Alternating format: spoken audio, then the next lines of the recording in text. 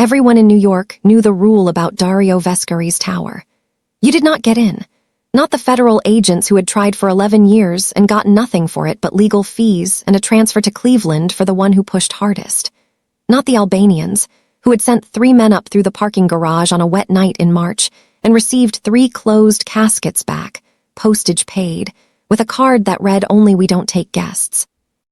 Not the freelance journalist who had spent 5 weeks posing as a window washer and never once made it past the brass turnstiles in the lobby before the building seemed to decide, on its own, that he had washed enough glass for 1 lifetime. The old Merchants Union Bank on Pearl Street had been gutted to the marble and rebuilt into something that was not a building so much as a held breath. 60 floors of steel wrapped tight around a man, and the man was worse than the steel. So when Dario looked up from his desk at 11 minutes past 3 in the morning and saw a little girl sitting cross-legged on the floor of his own panic vault, live, on his own security feed, on a terminal that was connected to nothing in this world, he did not reach for the gun taped to the underside of the desk. He did not key the line to Nico. He sat without moving while the ice in his glass shifted and resettled with a small wet sound, and he looked at a thing that the laws of his own house said could not be on that screen. She was small, 8 maybe. There was dried mud on her sneakers and a backpack with a fox stitched onto the front of it, and she had the backpack pulled against her chest with both arms, the way you hold a thing that is keeping you alive. She was staring straight into the lens, straight at him, not the bewildered, searching stare of a person who has wandered somewhere they don't understand. The patient stare of someone who has arrived exactly where they meant to and is now waiting for the slow adult to catch up. Then the speakers on his desk crackled, on a system that had no microphone authority in that room, in a vault with no audio line out. A small, clear voice came up out of the dark of his office. "You're him, right? It wasn't a question, not really. You're the wolf." Dario stood up so hard the chair went over behind him and hit the floor, and he did not hear it. 60 floors of poured concrete and dead steel sat between his office and that vault. The vault had 1 door. The door had not opened in 4 years. The system that watched the door had cost him $11 million and had been built to tell him if a moth landed on the hinge. He put both fists on the desk and brought his face down close to the glass, close to her, until the cold blue light of the feed was on his jaw, and he asked the only question a man in his position could ask. "How did you get here?" On the screen, the girl tilted her head and considered him. There was a dark smear along the line of her jaw, dirt or dried blood, and her eyes were too steady for a child sitting inside a stranger's vault in the middle of the night. "My mom built your house," she said. "She told me the house would remember her. She said if I ever knocked the right way, it would let me in." His glass of whiskey was still sweating onto the wood. Somewhere 60 floors below him, the most sophisticated private security architecture on the eastern seaboard, a system whose name he had not let himself say out loud in 9 years, had quietly walked every lock between the street and the panic vault open for a child with a fox on her bag. The system was called Penelope, and in all his life, exactly 1 person had ever called Dario Vescari the wolf. To understand what that name meant, you would have had to grow up the way he had, in the back rooms of social clubs where the espresso machine never cooled and the men who ran half a coast came to pay respects to his father across a card table. They had called the father the bull, for the way he put his head down and went through a problem and threw the next man behind it. The son was quieter. The son watched. He had been a boy who counted exits and remembered which men touched their right hip when they lied, and the old soldiers had started calling him Il Lupo before he was 15. The wolf, the one who hangs back at the edge of the firelight and lets the loud animals tire themselves out, and then takes the throat at the one moment the throat is open. By 39, he had made the name true so many times that men twice his age said Don, and meant it down to the floor. He had been shot twice, indicted once, and acquitted in a courtroom where 2 of the jurors would not raise their eyes to him even to read the verdict. He ran what was left of the 5 families' shipping corridors out of that tower, and he ran them better than his father ever had, with lawyers in front and worse things behind, with a softness of footfall that the bull had never managed. The harbor was his. The container yards in Newark answered to him through 3 layers of men who had never heard his name spoken in a room with windows. The casino floors in 2 states quietly skimmed for him. The fight rings under the meatpacking warehouses paid him a cut to be left alone, and were left alone, and were grateful. In 11 years, no one had stolen from him, lied to him and lived, or walked away from him. One person had walked away. 9 years ago, a woman had gone out of this building carrying the root keys to Penelope and 400 pages of the family's private books, and she had vanished so completely that the men he paid to find people came back with empty hands and apologies that soaked through the backs of their shirts. Her name was Thea Marlowe.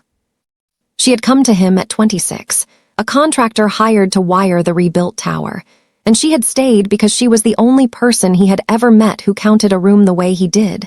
Left, right, ceiling, floor, the same 4-beat sweep, as if they had both been raised by the same paranoid ghost. She had been the one thing he had ever wanted that his money could not keep its hands on, and for 9 years the file on his desk had carried a single word at the top of it, in his own handwriting, pressed so hard the pen had gone through the page. Traitor.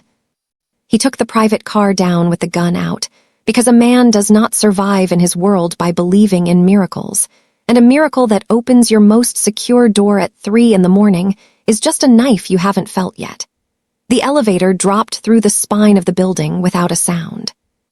He watched the floor numbers fall and made his breathing slow and made his hand stop wanting to shake, and he thought about the only person who had ever left him, and he hated, with a clean old hatred he had kept polished for 9 years, how fast his chest had started doing this at the sound of a voice that wasn't even hers. The vault door rolled back on its track with a hydraulic sigh. The girl scrambled away from him on the polished floor and got her back against the steel shelving and held the Fox backpack up in front of her face like a shield. And that, more than the impossible logs, more than the voice on a dead line, was the thing that stopped Dario cold in the doorway. She did not scream. She did not freeze. She put a barrier between her body and the threat, and she got her spine against something solid so nothing could come at her from behind. And she did it in under a second, and no 8-year-old moves like that unless somebody taught her, over and over, the way you teach a child to look both ways before a street. He crouched. His knees and his tailor both objected. He set the gun on the floor between them, in plain sight, and slid it away from himself with 2 fingers. I'm not going to hurt you. The backpack stayed up. I know. Her voice came muffled from behind the Fox. Mom said you don't hurt kids. She said that's the one rule you have that isn't for show. The sentence went into him clean, the way the worst ones do, no pain at first, only the cold spreading out from the place it landed. That was Thea. That was her exact knife. The way she could hand you a compliment and open you up with the same 6 words. What's your name? The bag came down an inch. 2 brown eyes appeared over the stitched ears of the Fox and took an inventory of him, the suit, the gray at his temples, the gun on the floor, the exits behind him. Ren. Ren. He kept his voice low and flat, the tone he used to talk men down off ledges they had built for themselves. Where is your mother, Ren? The eyes filled. She fought it. Her jaw set and her fists tightened on the bag and her chin trembled once and then locked, and Dario knelt on the floor of his own vault and watched an 8-year-old strangle her own crying with a discipline that turned something over in his chest, something old. Something he had welded shut a long time ago and had not had occasion to open since. They took her, Ren said. 4 days ago. She swallowed. Mom always told me, if she ever doesn't come home, I count 3 days, I take the Fox bag and I come find you. She made me memorize the way here, 2 trains and a bus. We practiced it twice a year my whole life, like a fire drill at school, but it was a real drill. She dragged her sleeve under her nose. She said to knock on the wolf's door and tell him Penelope is still weaving. The vault was climate-controlled to a steady 68 degrees. Dario Vescari knelt in it and went cold to the bone anyway. Nico Salvati arrived at the tower at 4 with his shirt buttoned 1 hole off and a grease-spotted paper bag from the all-night diner on Water Street. And he stood in the kitchen doorway and looked at the child at the marble island, the island nobody had ever sat at, with the expression of a man who has walked into a room and found a live grenade resting on the counter with the pin already out. Ren ate the diner pancakes with both elbows on the marble. She watched the two men in the black mirror of the windows the whole time, which Dario noticed, because counting reflections was a thing he did, a habit beaten into him young, and he had never once seen it in another living person who wasn't her mother. Nico drew him aside by the dark glass. He was a wide, slow, careful man who had run Dario's security for 10 years and who had personally stood in the lobby on the morning, 9 years gone, when Thea Marlowe walked out the front door for the last time with a leather bag over her shoulder and did not look back. He had liked her. He had never said so because you did not, but Dario had always known. "Boss," Nico kept his voice down under the sound of a fork on a plate. "I pulled the logs myself, twice. That vault holds a 7-hour air supply and it has exactly one door, and the door is rated against a cutting torch for 90 minutes. He glanced at the girl, then back. "No door open tonight. Not the vault, not the stairwell, not the garage, not a service hatch, not a bathroom. On any floor. The system says the building was sealed end to end from midnight until now." He spread his hands, helpless, a religious man asked to explain a thing that breaks his religion. So either Penelope is lying to us for the first time in 11 years, or that kid came up through 60 floors of solid building like a ghost through a wall. Penelope isn't lying. Dario watched the girl watch them in the glass. She's keeping a promise. There's a difference, and I should have remembered it 9 years ago. He had the old construction archives on the table before the sun came up. He and Nico went through them by hand, box after box of yellowing drafts and permits and inspection sign-offs, and they found it a little after 6, on a single subcontractor's drawing that had never made it into the final approved set. A dead space seam. A maintenance corridor narrow enough to turn a grown man sideways, threaded up through the gap between the building's original 1921 bones and the new steel cage they had poured around them, running from a storm grate in the street 2 blocks west all the way up the spine of the tower to a panel behind the vault's western wall. It showed up on no permit, no inspection, no fire map. No file the system would ever surface to a living soul, because the woman who built the system had built this too, at the same time, with her own hands, and had buried the record of it under a contractor's name that did not exist. Dario stood in his office with the brittle drawing in his hand and looked at the wall of dark monitors and made himself think the thought he had been refusing since 11 past 3. A secret way into the most secure building in New York is a betrayal. It is the thing you find in a man's house right before you decide you have to kill him. Unless it is a key, left under the mat, by a person who always meant to come home. The girl was 8. Thea had gone 9 years ago. He stood there and did the arithmetic the way you press your thumb into a wound to learn how deep it runs, and he got an answer, and he put the answer in a box and bolted the box shut, because in his life hope was the thing that walked you smiling into the room where they were waiting to kill you. He had buried his father on a hope. He did not get to have another one until he had earned it in blood. He went to find out who had taken Thea Marlowe. The trouble was that he already had Sunday dinner on the calendar with the man who'd done it. The drive had come in the Fox backpack, folded inside a child's crayon drawing of a house with too many windows and a stick figure with a yellow crown standing on the roof. Ren had handed it to him at the island without being asked, the way you hand over a thing you've been guarding so long it has worn a groove in your palm. Inside the folded paper, taped flat, was a sliver of black plastic the size of a stick of gum. It held 9 years of Thea Marlowe's patient, sleepless, beautiful accounting.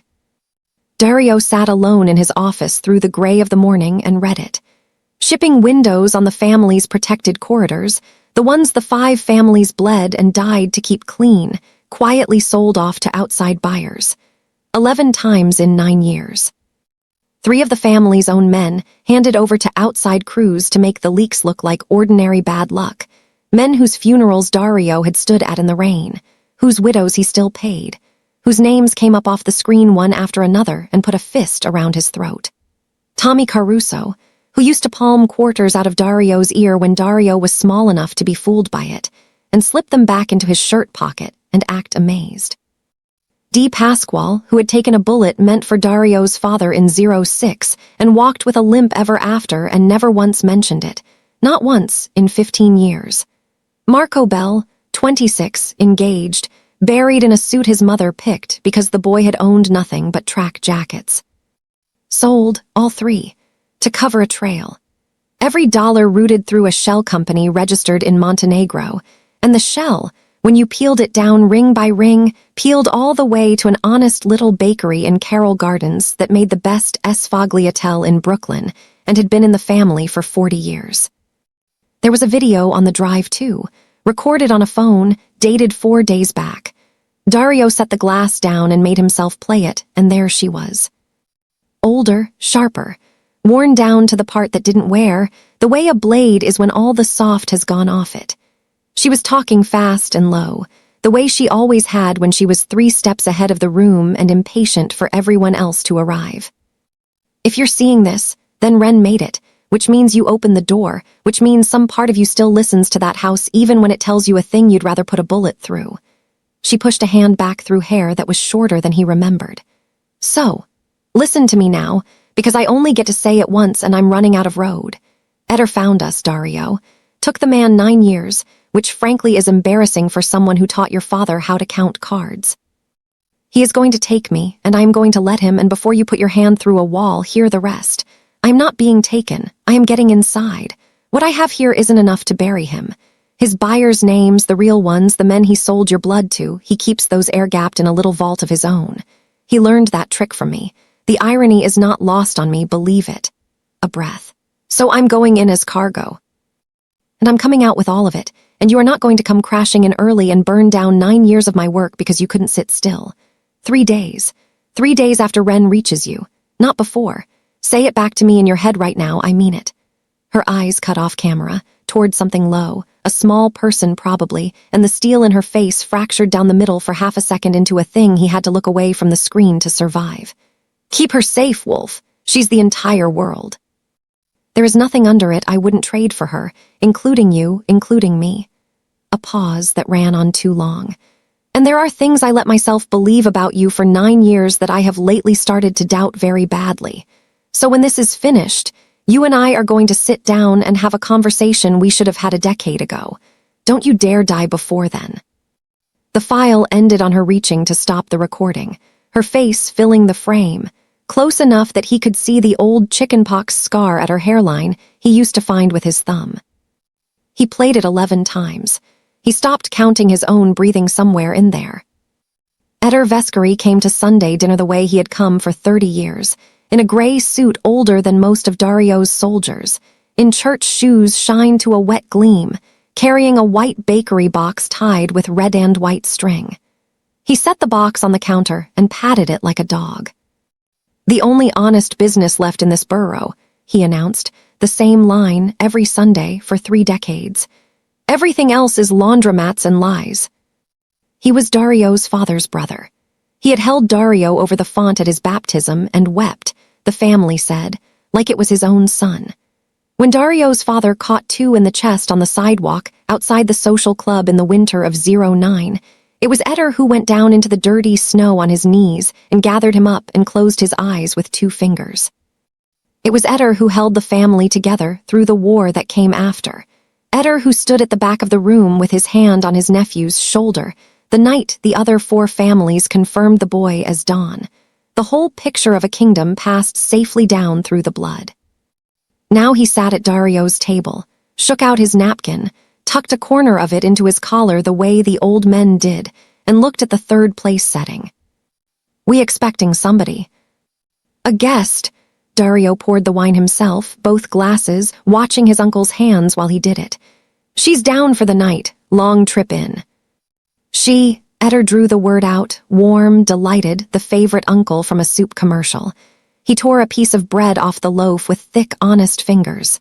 Finally, your mother, may she rest, used to light candles over you, a man your age sleeping alone in a bank. He chewed. Anyone I know. No, Dario passed him the oil. Nobody you know. He had spent 4 days learning what those honest fingers had been doing, and now he sat across the table and watched them tear bread, and he understood for the first time why Thea had needed 9 years of evidence before she would move on this man. Because you could not believe it. You could hold the proof in your own hand, you could read the dead men's names off the screen, and then you could sit here and watch Dario Vescari frown with real concern about the longshoremen's local and the trouble in the Astoria yards, and the proof would turn to smoke in your fist. That was his armor. Better than any vault. 30 years of being beloved. Halfway through the meal, down the hall, Wren coughed. It came small and dry, the cough of a kid who's been crying and has gotten over the worst of it and is now just dehydrated. In the quiet of the apartment it carried. Eddar's fork stopped over his plate. "That's a child," he said, not a question. His whole face had changed, the way a still pond changes when something moves under it without breaking the surface. "Dario, there's a child in this house." "My guest's daughter." Dario reached across and refilled his uncle's glass to the brim, an excuse to put his own body and his own arm into the space between Eddar and the hallway. "She's asleep. Don't wake her. She's had a hard week." "A woman with a child." Eddar set his fork down. He dabbed the napkin to his mouth. His eyes had gone somewhere else, doing an arithmetic of their own, and Dario watched the old man's mind move under the warmth like a shark under a swimmer, and made his own face show nothing but a son's mild embarrassment at being caught with company. "How old?" "Old enough to beat Nico at chess. Why?" "No reason." Eddar smiled, and the smile came back up to his eyes, and the pond went still again, and that was the most frightening thing Dario had seen in 9 years, smoother than any gun. A man should have children around him. It softens a house. He lifted his refilled glass. "To your guest and her daughter, may they stay." They touched glasses. The wine was very good. Down the hall, the cough did not come again, and Dario sat with his back deliberately to the hallway, and his uncle's eyes on the dark mouth of it over his shoulder, and he understood that the clock he was running on had just gotten much shorter, and that the man across the table now knew there was a child in the tower, and that the child was a girl, and that the woman had come from somewhere hard, and that Dario Vescari, who counted everything, had just started counting this. "You seem light tonight," Eddar observed, studying him over the rim. "Lighter than I have seen you in years, Nipote, since before your father. I had begun to think that part of you went into the ground with him." He reached across the table and closed his hand around Dario's wrist, the same grip exactly that had steadied him at the grave, warm and dry and strong. "Whatever it is, hold on to it. Family is the only ledger that ever balances. Everything else is paper, and paper burns." Dario put his free hand over his uncle's and squeezed back, and thought about the storm great 2 blocks west, and the seam threaded up through the walls, and the woman who was at that very moment somewhere in this man's keeping, weaving by day and unpicking it by night, and he smiled at the only family he had left in the world. "You're right," he said, "it does." She had let them tie her wrists. That was the part the guard kept coming back to, picking at it like a scab. The new kid Eddar had posted on the door of the windowless room in the back of the printing plant. She had walked in on her own feet with her chin up and held her own hands out to be bound, and watched him cinch the zip tie with a small private smile, as if he were a waiter and she were deciding whether to leave a tip. Thea Marlowe sat in the metal chair in the dark and listened to the building. That was the first thing you did in a place. You learned its breathing. The printing plant in Red Hook breathed in a low diesel hum from the compressor on the south wall, and ticked as the day's heat went out of the old roof, and creaked where the harbor pushed at the pilings under the floor, and threaded through all of it, so faint you would miss it if you hadn't laid the cable yourself, was the 60-cycle whine of the junction box behind the east wall. She had wired this building in 2015. Under a name Eddar had never checked, because Eddar checked the men he feared, and never the contractors who fixed his lights. She knew where every wire in these walls ran. She knew which one carried the feed off his precious air-gapped archive to the single offline monitor he kept in the manager's office to admire his own secrets on, the way some men keep a mistress in an apartment they visit once a week to feel powerful. She had 4 days. She used the first one the way she used everything, on a budget.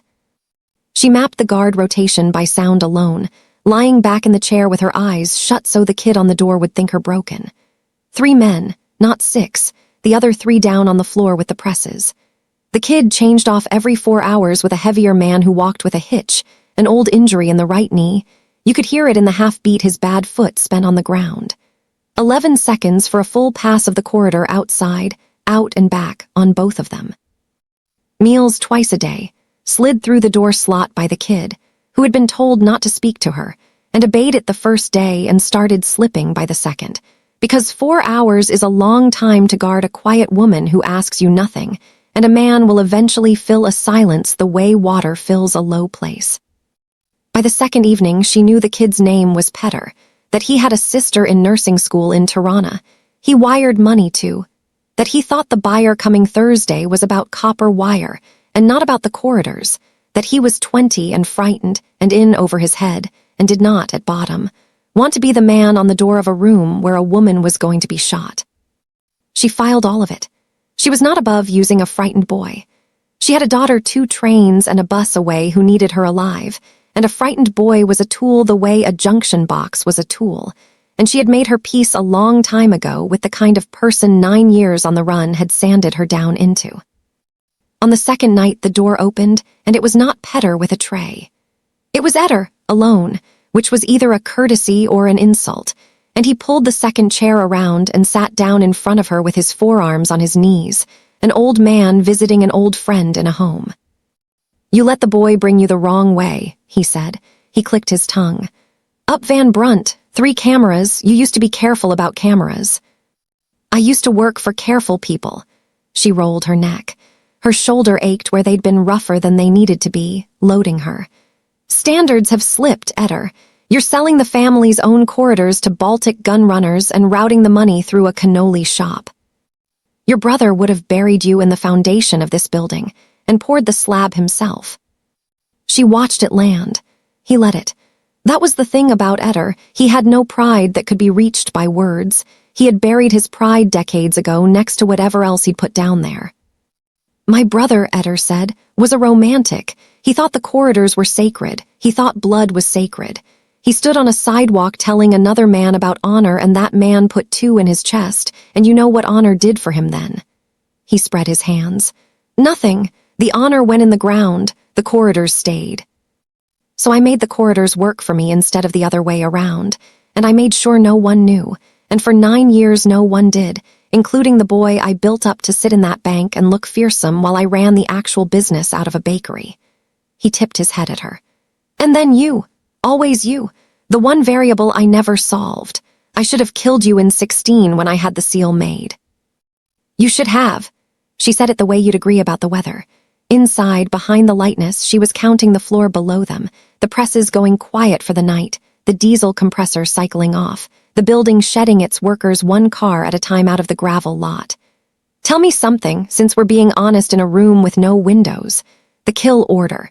Did you forge his ring, or did you steal the real one and press it yourself?" For the first time, something moved in the old man's face that he didn't choose. "Pressed it myself," he said.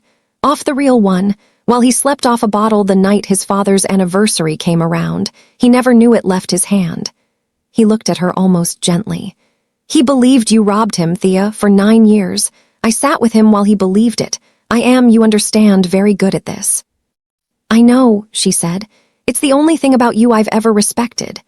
She let a beat go by, let him have the small pleasure of it, because a vain man relaxed is a vain man who talks. "How did you find us? After all this time, I was good. I was so good, Eder, I haven't used my own name since the Obama administration." "The girl," he said it without weight, and it went through her without weight, the way the worst things do. "A clinic in Pittsburgh, a nurse who noticed a child who counted the exits in an examination room and mentioned it to her cousin who mentions things to me for money. 9 years and I find you through an 8-year-old's good habits." He stood, buttoned his jacket. "You taught her too well. You taught her the way you do everything, past the point of sense." He had meant it to wound, and it did.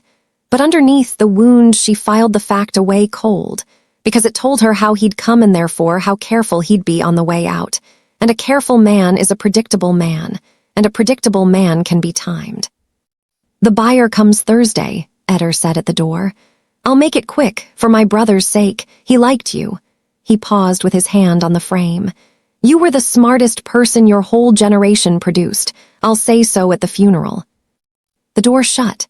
The lock turned. Thea sat in the dark and counted to 100, then brought her bound wrists up to her mouth and worked the corner of the zip ties tongue free with her teeth, the way she'd practiced in a motel bathroom in Pittsburgh 8 years back, on a night Ren had a fever and Thea had nothing to do but plan a future she didn't believe she'd live to see.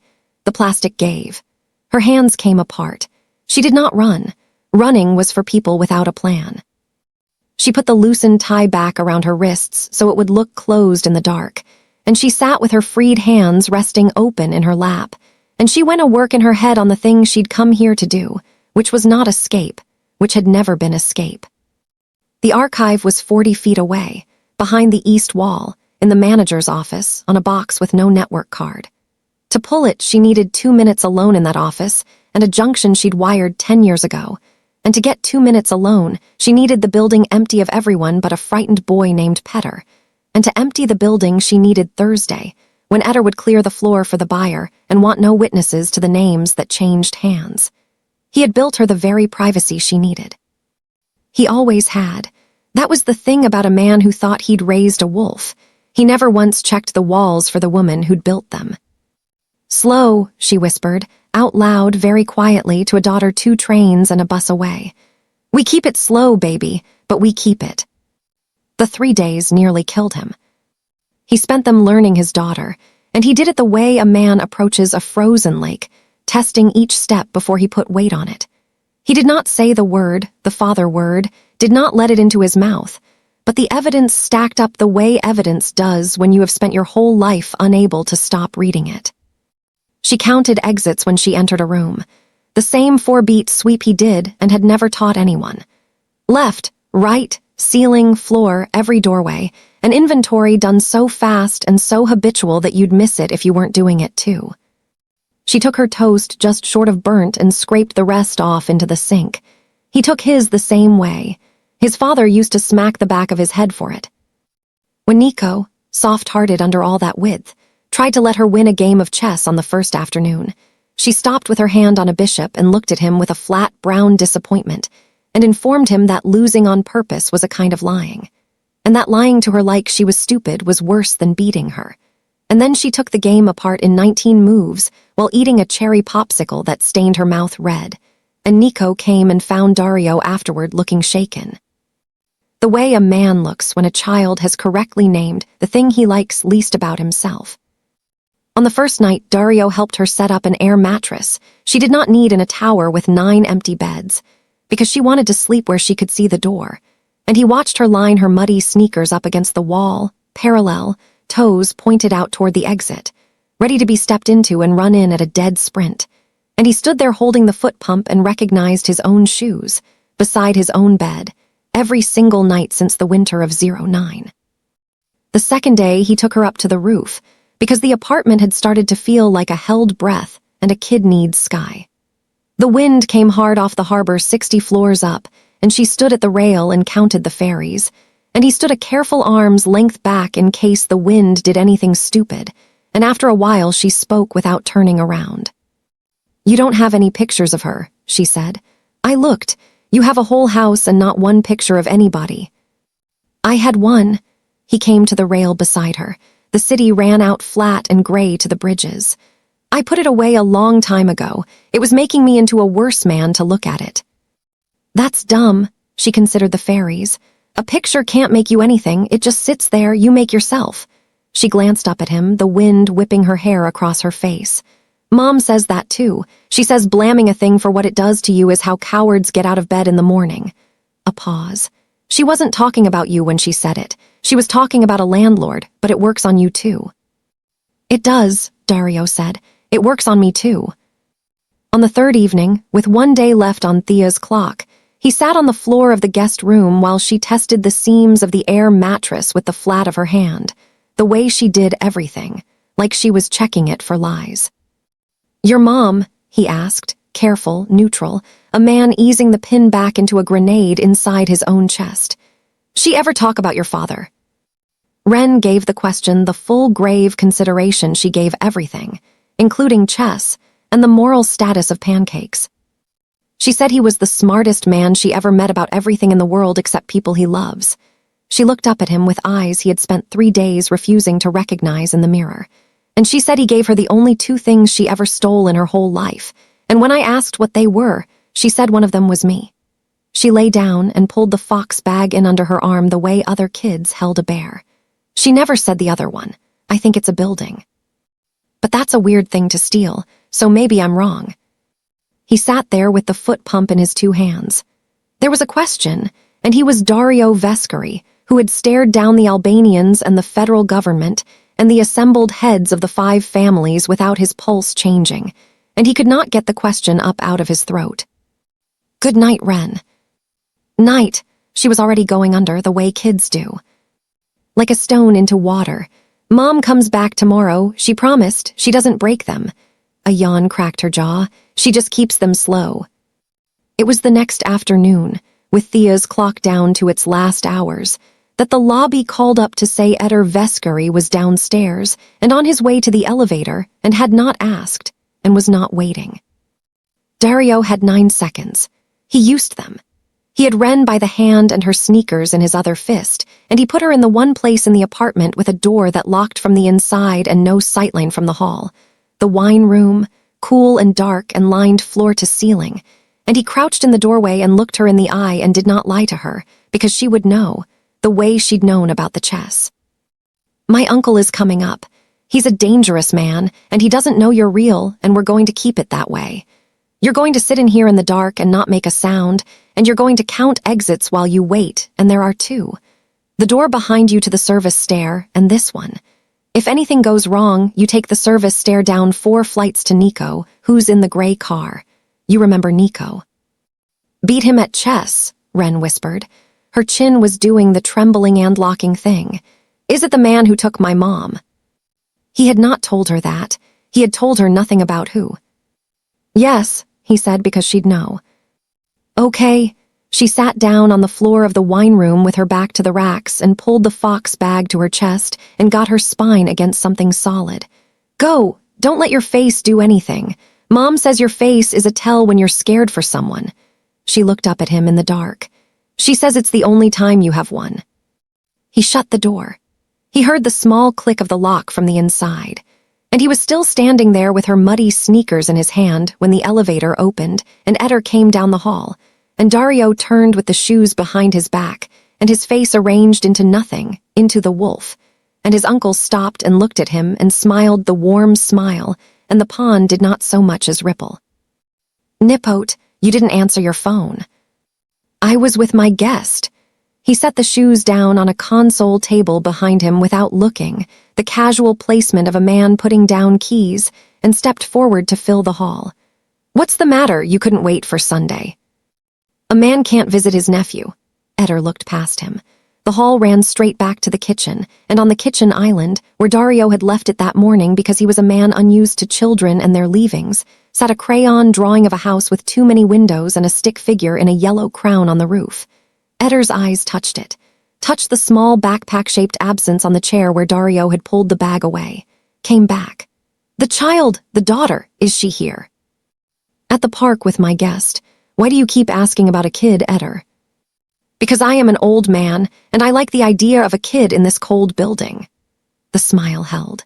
He came another step into the apartment, into Dario's space, into the smell of the wine room's cooling unit, and Dario stood in the middle of his own hallway and did not move, and did not let his face do anything while his daughter sat 11 feet away behind a locked door in the dark, counting exits.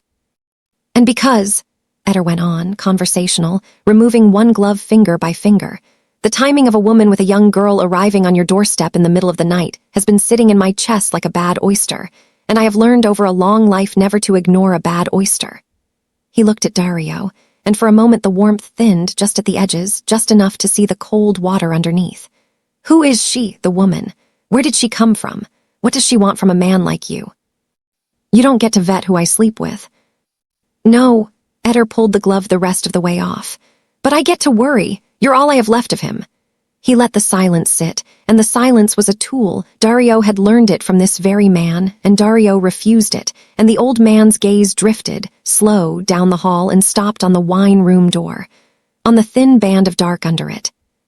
He looked at the door for 1 second, too, and Dario felt his whole life narrow down to the space between his uncle's eyes and that door, and he made a decision in the back of his mind about what he would do if Eder took 1 step toward it, a decision that would have ended the plan and the 3 days and Thea's 9 years all at once, right there in the hall, badly.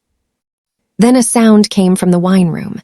A small, dry cough, deliberately small, swallowed at the end, the cough of a child who has been told her whole life how to be quiet and has decided, in a locked, dark room, that the wrong kind of quiet is its own kind of tell. She had heard the silence. She had read it the way she read everything.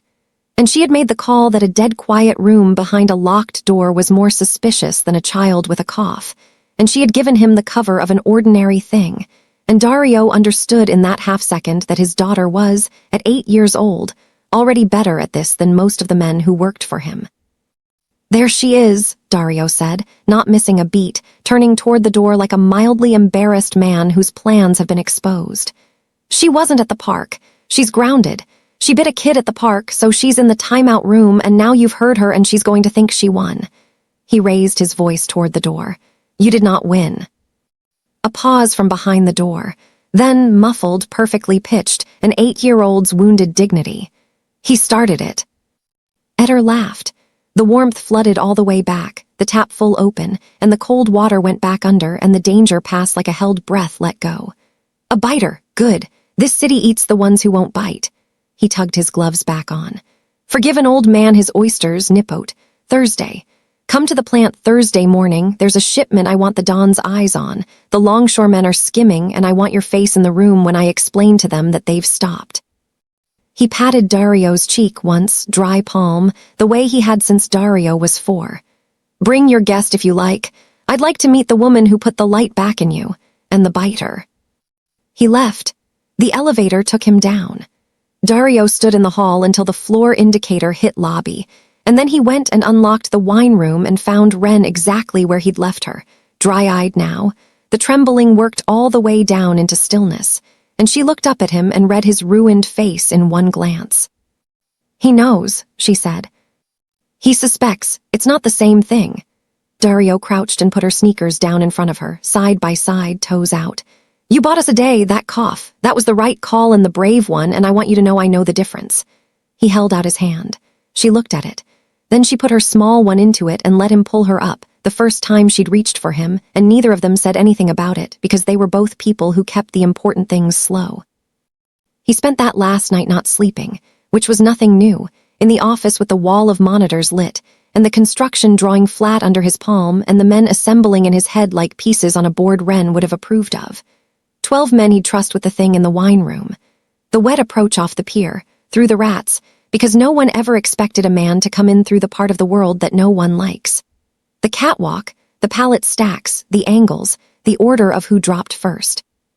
He built it and tore it down and built it again, the way she would have, the way their daughter took apart a chess game, and somewhere around 4 in the morning, he caught himself doing it her way and stopped and put his face in his hands for a moment in the blue light. A man who had spent 9 years calling a woman a traitor in his own handwriting, and was now planning the most important night of his life inside the shape of her mind. He came into the printing plant in Red Hook the wet way, off the pier, through the rats and the brine. 4 cars, dark, killed 2 blocks out. 12 men he would trust with the thing he was hiding in the gray car a quarter mile back with Nico, the thing with a fox on her bag who had argued, hard in a whisper, to come closer, and lost. Thursday morning, gray and salt-smelling, the harbor flat as a coin. He was supposed to know nothing. He arrived knowing all of it. Inside, Thea had her 2 minutes.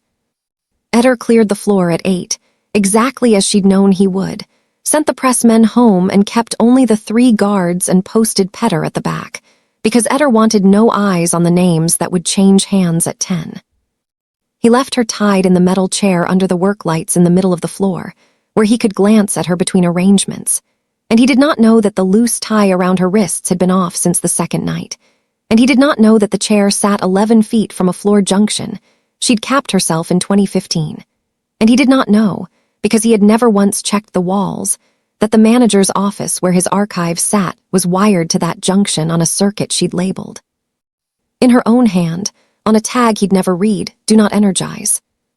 At 9, the heavy guard with the bad knee went out to the lot to wave in the buyer's advance car, and the second guard went with him, and for 90 seconds the floor held only Thea, the chair, and Petter at the back, frightened, 20, with a sister in nursing school in Tirana.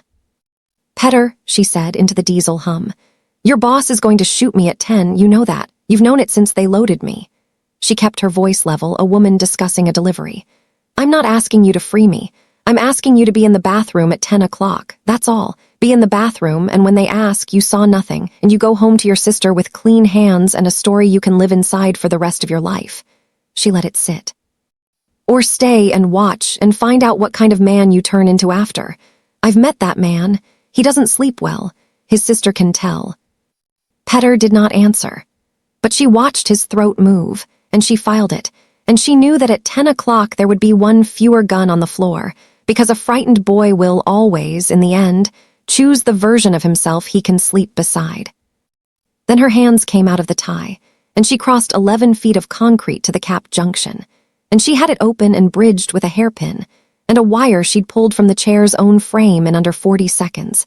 And the offline monitor in the manager's office woke up 40 feet away showing 9 years of Dario Vescari's buyers. And she pulled all of it onto the drive she'd kept taped flat against the small of her back since Pittsburgh. The drive he'd never thought to look for because a careful man searches the people he fears and never the contractors who fixed his lights. 2 minutes. She put the junction cap back. She walked back to the chair. She sat down and put the loose tie around her wrists and folded her freed hands in her lap, and she was breathing slow and even and grinning to herself in the dark when the heavy guard brought the buyer in out of the gray morning at 10 o'clock sharp, and Petter, she noted, was not on the floor. Through a gap between 2 pallet stacks reeking of ink and machine oil, Dario watched it begin. Eder in the gray suit, under the work lights, hands folded, patient as a priest. The buyer with a Baltic flatness to the few words he spoke and a steel briefcase chained to his wrist. 2 guards, not 3, which Dario noted without understanding yet. And in a metal chair in the middle of the lit floor, a figure, hooded now, wrists bound behind the chair back, head bowed. 9 years of frozen architecture inside Dario's chest came down all at once at the sight of her. A glacier shearing off into the sea, and he almost moved. 3 days of her recorded voice saying not before, I mean it, say it back to me asterisk, and he almost moved anyway. Then the figure in the chair rolled her shoulders. Once. A small thing, almost a stretch, the kind of motion a person makes who has been sitting too long and is bored. And Dario stopped with his hand on the pallet because he knew that motion. He had watched her make it 10,000 times at 2 in the morning in front of a wall of code, the little shoulder roll she did right before she broke something open that everyone else had sworn was unbreakable. Her wrists came out of the binding like the binding had been a polite suggestion. The hood came off. Under the hard white light her hair was shorter, and there was a cut over her left eyebrow that had been bleeding and had been allowed to bleed, dried dark down the side of her face, and she was grinning at Dario Vescari with every tooth she owned, holding up between 2 fingers a black drive she had not had when they hooded her. You moved your archive, she said into the sudden quiet, and her voice carried up into the dark rafters where Dario's men lay along the catwalk. Out of the bakery into here, because here is your ground, here is family ground, and you wanted me to die somewhere that felt like home. Sentimental, Eder. I warned you about the sentiment. She turned the drive in the light. Only here is the one building in Brooklyn I wired myself, in 2015, under a contractor's name you never thought to check, because you check the men you fear and never the ones who fix your lights. I pulled your buyers off your own offline box 20 minutes ago through a junction you forgot was load-bearing. Every name, every sale, 9 years. The buyer took a step back from his own briefcase. The 2 guards' loose ease was gone. 11 sales, Thea said, and she was not talking to Eder anymore. She had turned. She was speaking up and out, into the rafters, into the dark, into the future. She had turned her own execution into a courtroom and was reading out the charges. 11 sales of the family's protected corridors in 9 years, to outside crews, to him, the buyer in the nice coat, and to 4 others whose names are on this drive. Tommy Caruso, sold out in 2017 to make a leak look like bad luck. D. Pasquale, 2019, The man who took a bullet for your brother traded away like a parking spot. Marco Bell, 26 years old, 2022, engaged to a girl named Sophia who still doesn't know why she's a widow before she was a wife. Her voice fractured down the middle on the last name, and she dragged it back up by main force. It's all on here. And as of 20 minutes ago, all of it is also sitting on a server that the Don's people know exactly how to find. Eder had not moved. That was the measure of the man, and the thing Dario would carry afterward, that even now, caught in his own lights with his books bleeding out in a dead woman's hand, the old man did not bluster and did not flinch. He looked at Thea the way a butcher looks at a scale that has come up wrong, with a mild professional irritation. You always were the smartest person your generation produced, he told her. I'll say it at the fune. Put them down, Dario said, and stepped out of the dark. He came into the light with 12 red dots blooming out of the rafters behind him and crawling onto 2 chests in the byres, and Eder turned, and for 1/2 second, the only 1/2 second of unguarded truth Dario ever got from him in his whole life, the old man's face was simply, hugely surprised, a child who has done his sums 1,000 times and gotten a wrong answer for the first time. Then it was gone, smoothed over, and Dario Vescari pivoted without a seam, the way he had survived 4 bosses and 2 wars. Dario, thank God. She got a message out, she's been working you. This is the woman who robbed us blind 9 years ago and ran. You remember, you have her signature on the transfers. I showed you the wires myself. Whatever she's put in front of you is forged. She built the system. She can build a lie out of anything. That's why she ran. That's why. You did show me the wires. Dario walked forward into the light, slow, his gun down at his side, his eyes on the last of his blood. You showed me her signature on the transfer authorizations the same week she disappeared. You sat in my office and you grieved with me, Zio. You poured the scotch with your own hand. He stopped 6 feet off. There was only ever one thing in it I couldn't make balance. Why a woman who could open every vault I owned with a keystroke would bother stealing paper copies of ledgers she could have taken clean and digital and gone. It kept me up. For 9 years it kept me up at night, that one wrong number in the sum. He looked at his uncle. She didn't run from me, did she?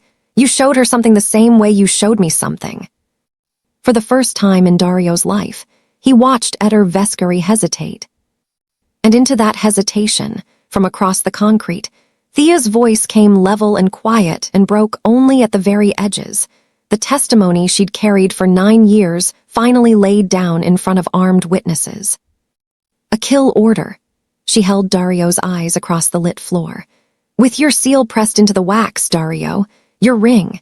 He sat me down in my own vault, the one I built with my own 2 hands, and he laid a contract on my life on the table in front of me with your mark on it, and he wept.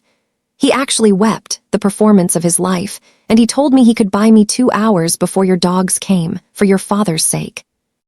Because he'd loved me like a daughter and couldn't watch it happen. 2 hours. Her breath went to pieces and she hauled it back. I was 6 weeks pregnant.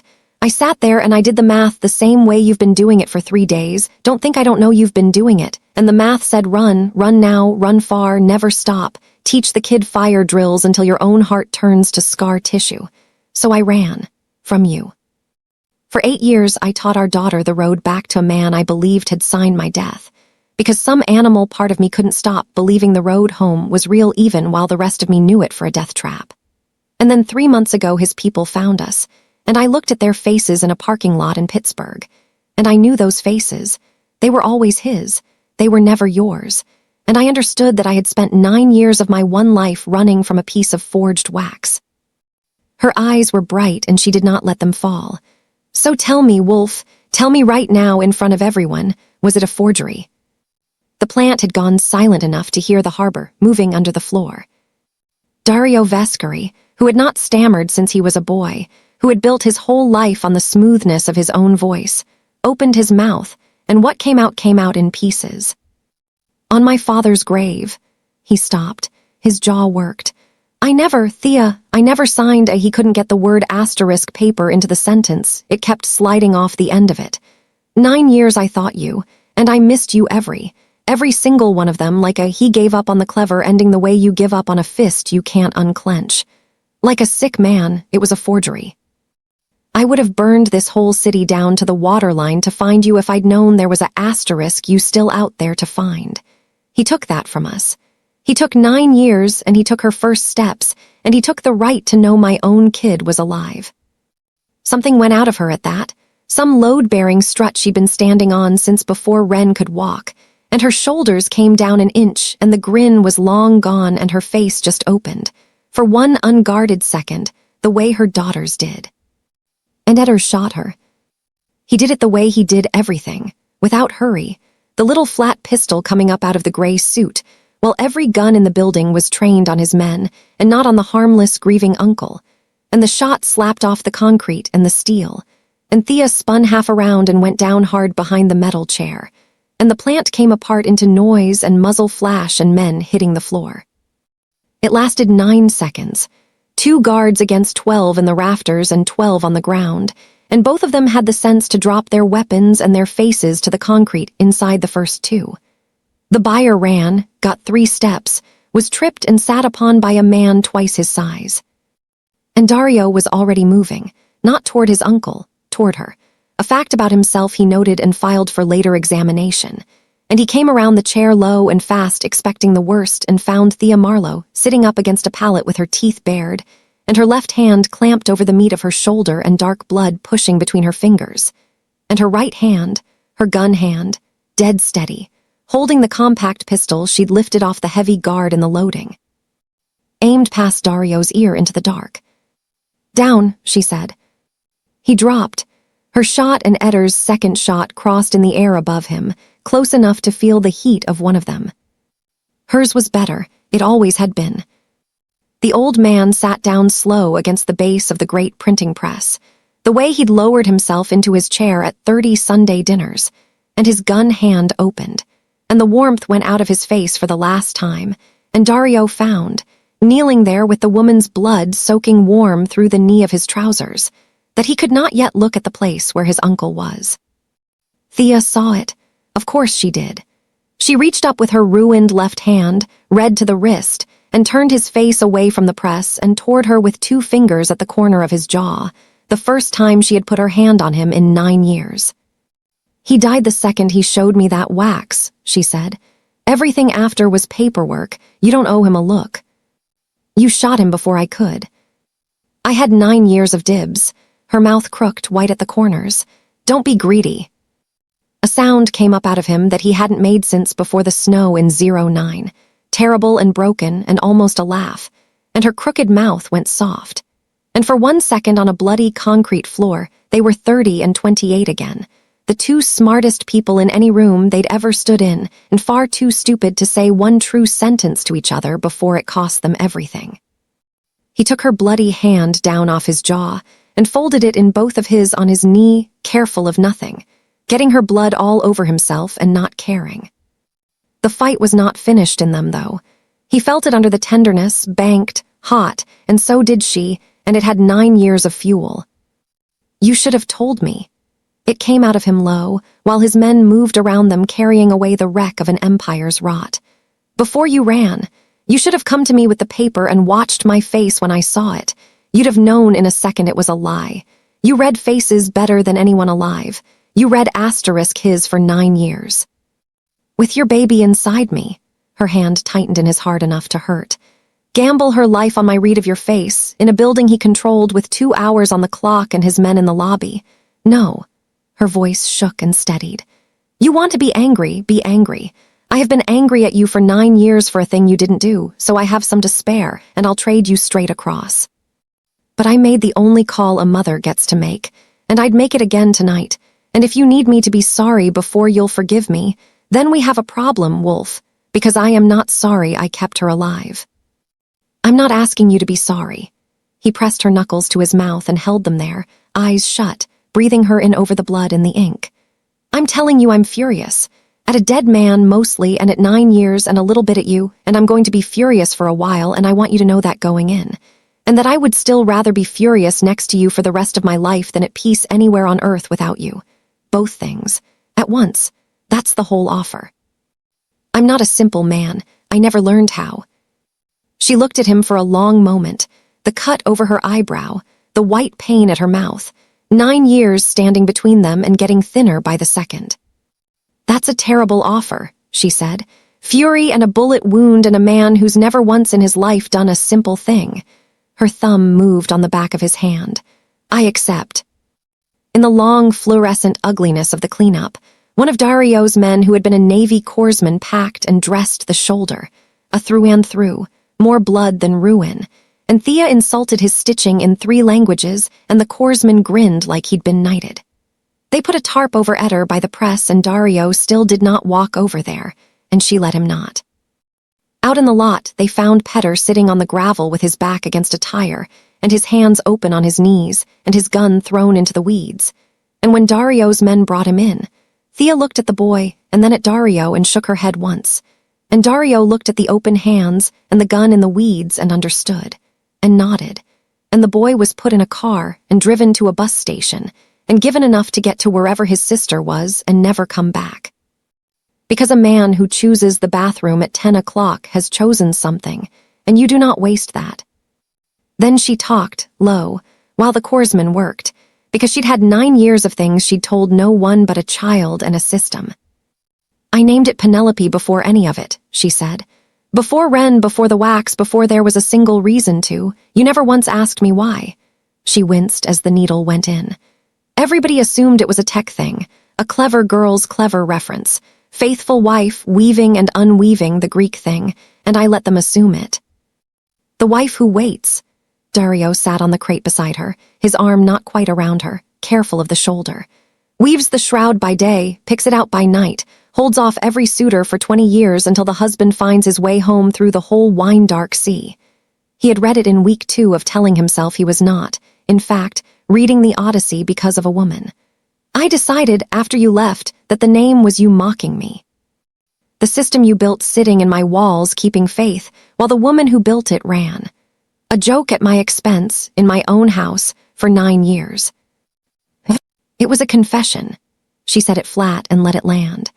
"I built you a house that would always let me back in, Dario. I cut a seam up the spine of the most secure building on the coast and hid it behind your panic vault, and I told myself it was tactics, redundancy, a backdoor for emergencies. I did it the same month I named the system, before Ren existed, before Eder, before there was a single reason on this earth to need a secret way home to you." Her voice did the thing, the fracture under the steel. "I built the way home first, and the excuse for it never came. And then a forged piece of wax turned the only way home I'd ever made into a fire exit, and I went out through it, and I made my child memorize the road back so that if I died teaching her fire drills, at least one of us would knock on the right door." She turned her head and looked at him, the harbor light gray on the cut over her eye. 2 trains and a bus.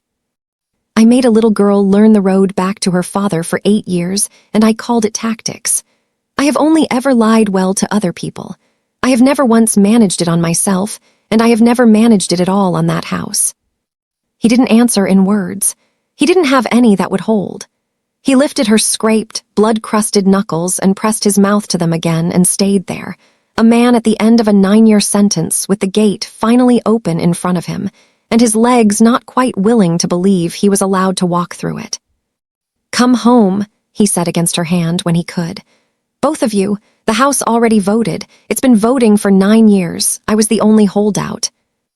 They came up into the kitchen of the bank tower at 4 in the morning, which the universe had apparently decided was this family's appointed hour. Thea's arm in a sling and Dario's shirt ruined past saving, and every screen on the wall was awake. Ren was asleep in the big chair in the corner with the fox bag tucked under her arm, and Nico, who had been left to guard her, was asleep sitting bolt upright beside her with a chessboard set between them, a game frozen mid-fall. The kid, too, moves from mate. On the monitors, every camera in 60 floors of tower had quietly turned itself to face the kitchen door. All of them, the lobby and the stairwells and the garage and the dark seam behind the vault. 60 floors of patient electronic eyes, all pointed at one doorway, waiting. Penelope had heard them coming up the elevator and turned the whole house around to watch them arrive.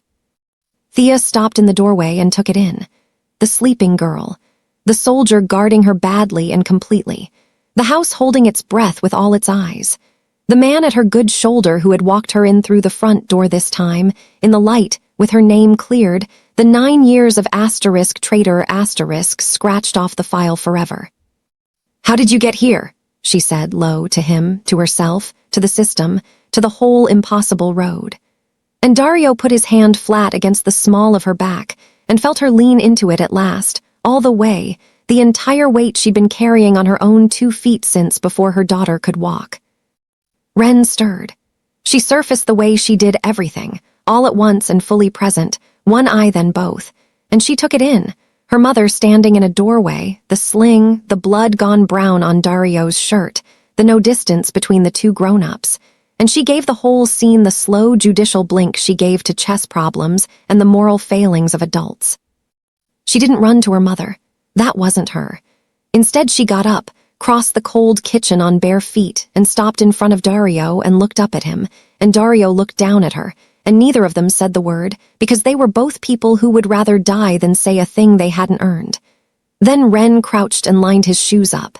He hadn't even noticed he'd kicked them half off by the door. She set them parallel against the baseboard, toes pointed out toward the exit, ready to run, the way she set her own, the way he set his, the way her mother had set hers in 100 motels across 8 years, and she stood back up and looked at her handiwork and then at him. "You do it wrong," she informed him. "You leave them pointing in. You can't run fast if they point in. Mom taught me." She frowned at him, this stranger with her own 4-beat way of counting a room. "Did she teach you too, or did you just always know?" "I always just knew," Dario said, and his voice came apart on the last word, all the way in front of his men and a sleeping soldier, and the woman he'd spent 9 years grieving, the wolf who froze the 5 families with a look, undone on a kitchen floor by a child correcting the angle of his shoes. Ren studied the wreckage of him. Then she nodded once, like a sum had finally come out right, and leaned her forehead against his hip for exactly 2 seconds, which was, he would come to learn, the entire enormous extent of what she would permit herself, until she trusted a thing all the way, and then she stepped back and yawned and went and shook Nico awake to tell him he'd been about to lose.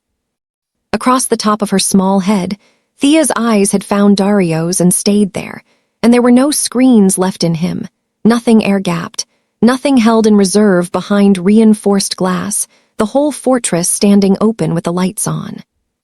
Later, the sky over the East River going from black to iron, the 2 of them stood at the kitchen window with the city coming up cold and bright below. He'd washed the blood off her hands himself at the sink, slow, 1 finger at a time, neither of them talking, because after 9 years the talking could wait its turn behind the simple fact of standing in the same room. Her head came down onto his good shoulder. His arms settled around her like it had been doing it every night of a life they hadn't got to have, like the 9 years were a rumor someone else had started.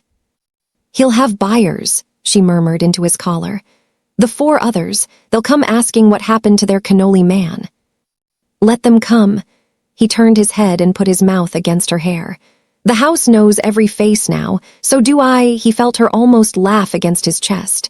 "Tomorrow, we solve them tomorrow. We've got time." "We don't have 9 years' worth." "No," he tightened his arm. "We have all the rest of them instead. I'll take the trade. I'd take it again 10 times out of 10, and you know I would, you taught me the math." She did laugh then, low and rough, and turned her face up. And for a long moment there was nothing in the world but the inch of cold morning between them and the slow, easy way they let it close, careful of the shoulder, careful of nothing else. Down in the dark spine of the tower, 60 floors below, behind the western wall of the panic vault, the seam door that a young woman had cut into a fortress as a confession before she had a single reason to need one, stood open. For the first time since it was built, no camera in the house was turned toward it. There was no need. Everything Penelope had spent 9 years keeping the door open for had finally come home and gone to sleep upstairs, and a little girl's muddy sneakers sat by the door pointed out toward a world that, for the first time in her short life, she was not going to have to run from.